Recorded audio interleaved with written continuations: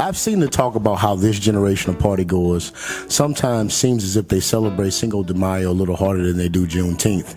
In reality, I really doubt that folks know what Cinco de Mayo really is or what it really is celebrating. For most, it's more than likely cheap margaritas and good-looking people. But those with criticism, I pose a question. Who the fuck taught this generation about Juneteenth? In reality, this generation probably saw a sombrero before they knew what a dashiki was. And I really don't want to hear about this school system not teaching Juneteenth competently, because this school system never has. It wasn't designed for people that look like you and me. For some, we learned about Juneteenth from our grandparents or somebody on the block. For me, that person was Wayne Dane, whose chain I still wear a lot to pay homage to how many young people like myself he introduced to our culture. It's our job to educate our people on our culture, and we've simply fucking failed at it. Now, we had some help in doing so, and I'll get to that.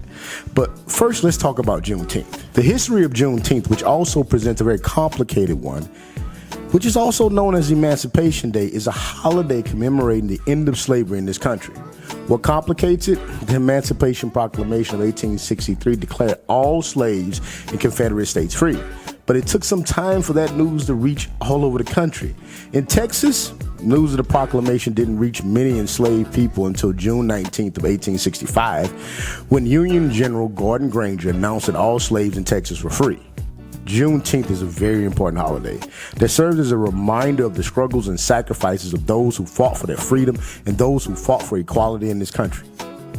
Just like most other things in our culture, there's an accepted version of this history surrounding Juneteenth and a less accepted version of this history. The version that's typically told by our elders and academics that look like you and I.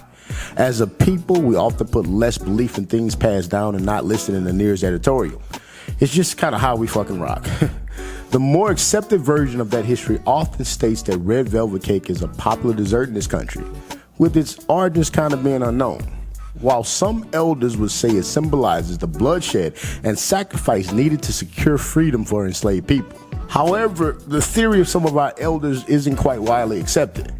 Adrian Miller, who is a culinary historian and author of Black Smoke, African Americans and the United States of Barbecue, once said that Juneteenth was sparked by barbecue, watermelon, and red drinks.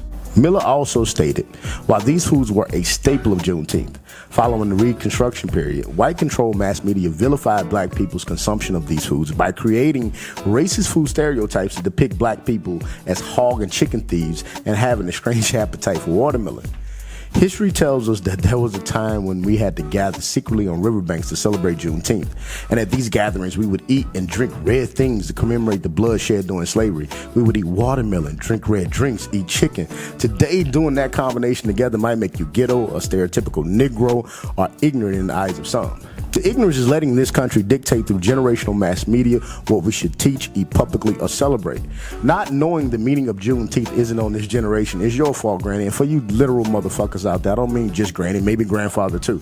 We left our culture behind for assimilation, and somehow in 2023, we just don't like what we see. But all in all, what could we expect? This Juneteenth, I'm going to find Wayne Dane and let him tell EC3 the story of Juneteenth. It's kind of on us. We fucking failed this generation. That's why they don't know about Juneteenth.